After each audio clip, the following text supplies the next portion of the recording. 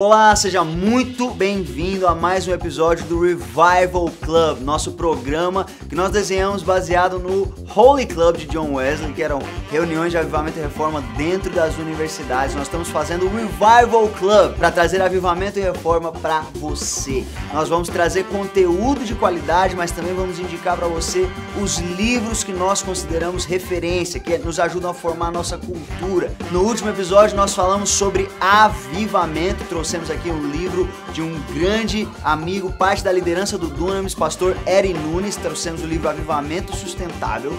E hoje nós estamos falando sobre um outro tema ainda mais importante que é avivamento. É um tema central para a fé cristã. Meu nome é Isaac Félix, faço parte da liderança do movimento Dunamis e hoje nós vamos falar sobre Reino de Deus. Nossa, aí era bom para entrar até uma vinheta, hein?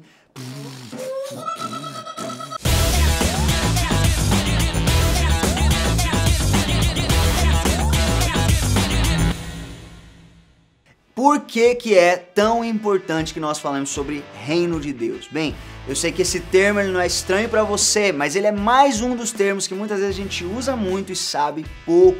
E o livro que nós estamos usando para indicar para você, para falar sobre esse tema tão importante, é um livro escrito pelo líder e fundador do movimento Dunamis, Tel Hayashi. O livro é O Reino Inabalável. Esse livro carrega muito do que nós chamamos de teologia do reino e vai te ajudar a compreender muito sobre esse tema que é tão famoso no meio da igreja, mas que muitas vezes nós não sabemos o que ele significa. E, primeiramente, antes de tudo, o que nós precisamos entender quando nós falamos sobre o reino de Deus é qual é o lugar de importância que ele tem no Evangelho. Será que ele é só mais um dos elementos da fé cristã ou ele é algo central, ele é algo importante? E para falar do reino, nós precisamos entender que ele era, na verdade, de extrema importância para Jesus, o maior representante do Evangelho. Ele tratava o reino de Deus não como algo periférico, mas como algo central. De fato, era a essência do Evangelho de Jesus. Se nós abrimos, por exemplo, Marcos capítulo 1, versículos 14 e 15, nesse trecho nós temos um resumo do que era a mensagem que Jesus proclamava para as multidões. Nós temos textos similares também no Evangelho de Mateus, no Evangelho de Lucas, é um dos textos fundamentais dos evangelhos sinóticos. E em Marcos capítulo 1, versículos 14 e 15, diz o seguinte: E depois que João foi entregue à prisão, veio Jesus para a Galileia, pregando ou anunciando, proclamando o evangelho do reino de Deus e dizendo, aqui vão entrar 4 afirmações fundamentais da proclamação do Evangelho de Jesus. Sempre que Jesus estava com um público-alvo, ele pregava isso aqui. Fundamentalmente, ele dizia: o tempo se cumpriu, o reino de Deus é chegado, arrependei-vos e crede no Evangelho. O tempo se cumpriu, o que isso quer dizer? Significa as profecias do Velho Testamento, que falavam sobre a vinda do Messias, que traria consigo um reino. Essas profecias se cumpriram na minha vida, pois eu sou o cumprimento das profecias. Eu sou o Messias. E como eu sou o Messias, o reino de Deus, que o Messias traria, chegou na terra. É isso que Jesus está falando. Portanto, pois o reino de Deus é chegado, arrependei-vos dos seus pecados e crede no Evangelho. Evangelho aqui é boas novas ou boa notícia. Qual é a boa notícia? A boa notícia do reino de Deus. Agora, por muitos anos, nós aprendemos que o Evangelho, ele é centralizado e focado na ideia de salvação. O Evangelho existe apenas para salvar o perdido. E nós não queremos de forma nenhuma menosprezar a salvação. A salvação é o maior dos milagres e ela é fundamental para que nós comecemos a nossa vida com Deus. Agora, o que nós vemos na mensagem de Jesus, na pregação do Evangelho de Jesus, é que havia algo que era central na mensagem dele, que não era salvação. Jesus não pregava, e isso pode parecer controverso para você que está assistindo, pelo menos termina de assistir o vídeo, não sai, ele não pregava o Evangelho da salvação. Jesus pregava um evangelho que tinha dentro dele a salvação, mas o evangelho era centralizado no reino.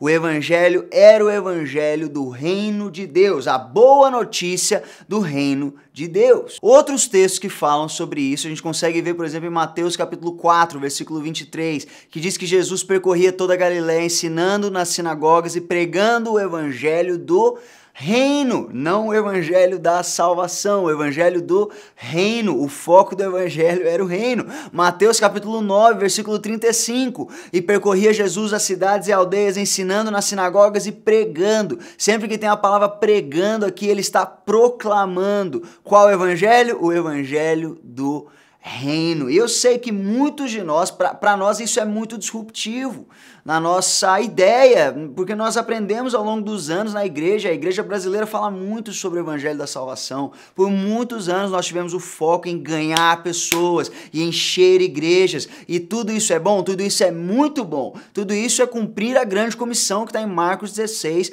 pregar o evangelho a toda criatura. Agora, mais do que pregar o evangelho, conseguir a pessoa ser salva, nós precisamos entender que a salvação é apenas a porta de entrada para algo. Ela é a porta de entrada para uma vida no reino de Deus. Uma das coisas que nos atrapalha a entender o que é o reino de Deus é justamente a barreira de linguagem. O que isso quer dizer? Isso quer dizer que nós, quando nós pensamos em reino, nós pensamos em um lugar, um espaço físico governado por um rei. Os reinos que eram lugares que você conseguia pisar, eles representavam territórios. Só que quando Jesus ele fala do reino de Deus, ele não está falando de um lugar físico. Tanto é que existem textos na Bíblia que Jesus fala, o reino de Deus não vem de forma física, de forma que alguns consigam apontar, ali está o reino de Deus, ou aqui está o reino de Deus. Não, o reino de Deus, a palavra original usada é a palavra basileia,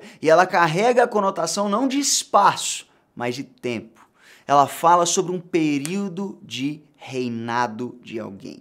Basileia é o período de reinado de Deus. Então, quando Jesus fala o reino de Deus chegou, não é um território físico que agora pertence a Deus. Na verdade, ele está falando, iniciou-se o período de governo de Deus sobre a terra. Se nós pararmos para pensar, nós podemos voltar lá atrás, no começo da sua Bíblia, em Gênesis 1:28, texto que nós conhecemos como mandato cultural. O que Deus está fazendo é que ele está dando ao homem a autoridade sobre a terra. Ele fala, multiplicai-vos, sujeitai, dominai a terra, tudo que está nela, os animais, os vegetais. Ele está pegando a autoridade e entregando nas mãos do homem. Só que em Gênesis capítulo 3, o homem ele cai em pecado, ele se rebela contra Deus, e quando ele faz isso, ele perde a autoridade, ele entrega a autoridade nas mãos do inimigo, pois o homem agora já não tem autoridade, pois ele é escravo do pecado. Inicia-se então o período que nós conhecemos como Reino das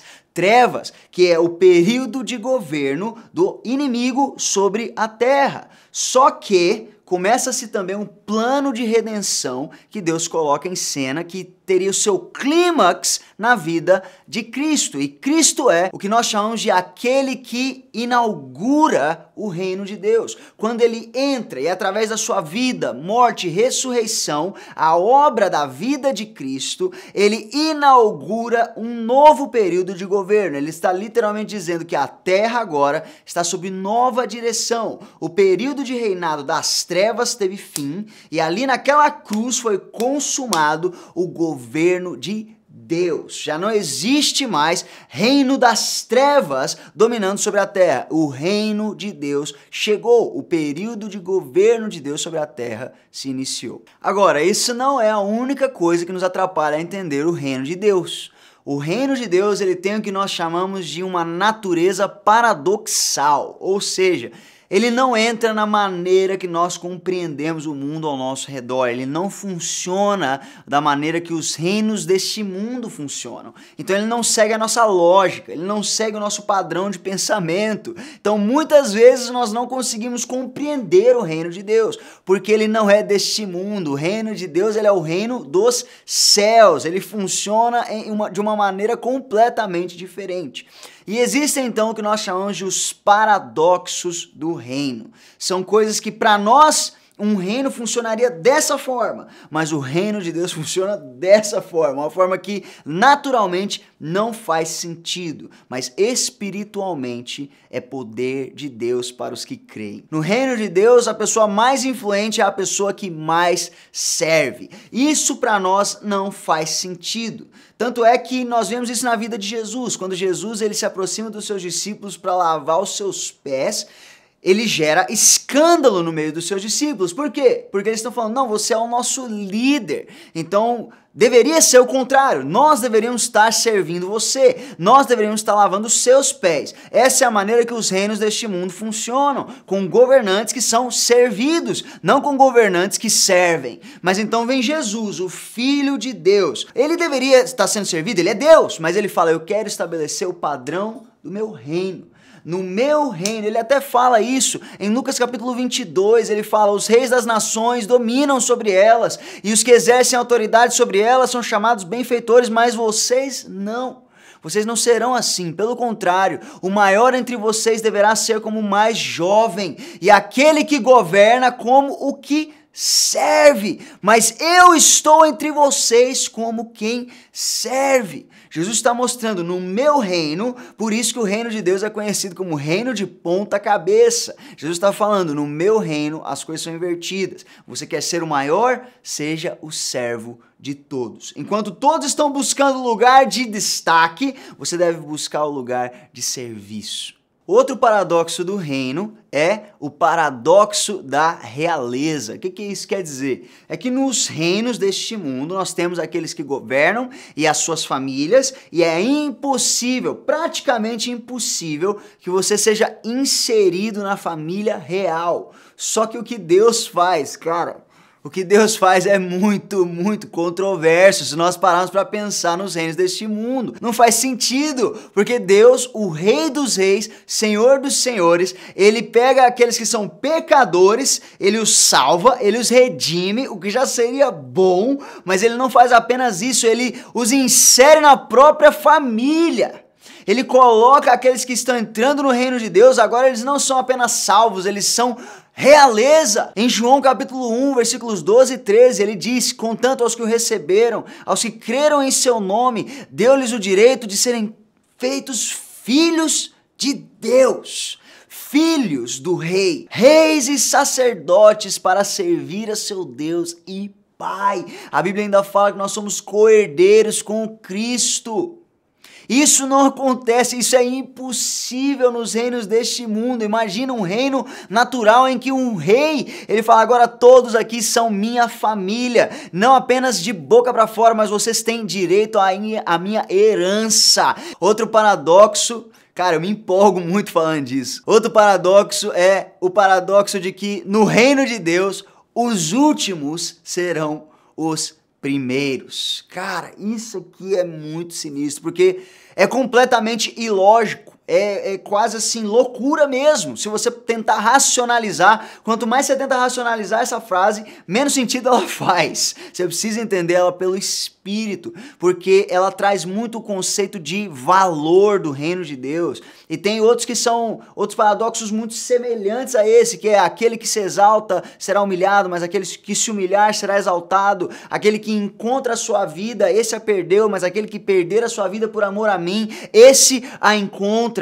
O que ele está falando? Ele está falando que o sistema de valores do reino é diferente. Cara, isso é completamente absurdo. Mas é o poder do reino de Deus, ele não é deste mundo. E é por isso que tantas pessoas perdem o reino de Deus de vista, porque estão buscando algo natural, quando na verdade o reino de Deus é uma daquelas coisas que só se discernem espiritualmente.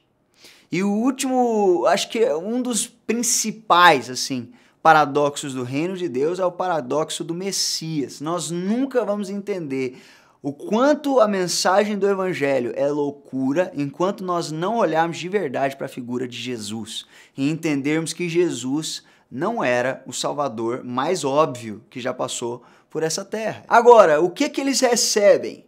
Ao invés de receberem um general renomado ou um líder político, eles recebem um Messias que ele nasce de uma mulher que ainda não se casou. Maria, era a virgem. Ela recebe uma visitação de um anjo falando com ela que ela engravidaria pelo próprio Deus, ela teria então o filho de Deus. Só que esse anjo ele não visitou o povo de Israel, esse anjo não visitou os fariseus, esse anjo visitou Maria e depois ainda teve que vir visitar José, porque nem José tinha entendido o que estava acontecendo. Então, para todos à volta deles, Maria estava em adultério e Jesus era um filho bastardo. Jesus era um filho que não havia nascido em uma situação de bênção, mas em uma situação de maldição. Como pode o Messias ser filho fruto do pecado? Não pode, é justamente o contrário do que o Messias simboliza. Esse Messias, ele nasce no palácio? Não, ele não nasce no palácio, ele não nasce numa família de renome, ele nasce numa manjedoura, porque nenhuma estrebaria queria aceitá-los. Ele nasce no meio de cocô de animais, ele nasce no lugar mais improvável, ele não tem a mais renomada das profissões, ele é filho de um carpinteiro. E ele, até os seus 30 anos, quem era Jesus? Jesus não andava pelas águas antes dos 30 anos para todo mundo ver que ele era o filho de Deus. Por que ele não estava fazendo as coisas que o Messias devia fazer? Porque o reino do Messias, o reino de Deus, não é um reino deste mundo, ele é um reino espiritual. E aqueles que têm fé, aqueles que conseguem enxergar em Jesus o cumprimento das Escrituras, aqueles que conseguem enxergar nele o Filho de Deus, a eles deu-lhes o poder de serem feitos filhos de Deus. Esse não é o último paradoxo do reino de Deus, na verdade o maior deles é o paradoxo que nós chamamos como paradoxo temporal. Mas para você conhecer e entender um pouco mais, eu vou deixar para você comprar o livro O Reino Inabalável, do Tel Hayashi, líder e fundador do movimento Dunamis. Aqui você vai aprender tudo isso que eu falei de forma muito mais profunda. E uma menção honrosa que eu quero deixar aqui é o livro O Evangelho do Reino, de George Eldon Ladd. Ele foi um dos teólogos que mais desenvolveu a teologia do reino, que é uma grande referência para nós. Eu recomendo muito para você. É isso aí, pessoal. Nós estamos fechando aqui mais um episódio do Revival Club. Nós falamos muito sobre reino de Deus hoje, e se você sente que isso abençoou a tua vida, deixa o teu like aí, também comenta aqui o que Deus está falando com você, o que explodiu a tua cabeça, ou se você já conhecia tudo isso, comenta aqui, a gente quer saber. E não se esquece de compartilhar com aquele amigo, aquela amiga, as pessoas que Deus colocar no seu coração, que precisam ouvir mais sobre o reino de Deus. Afinal, era o centro da mensagem de Jesus. Que Deus abençoe vocês, até a próxima.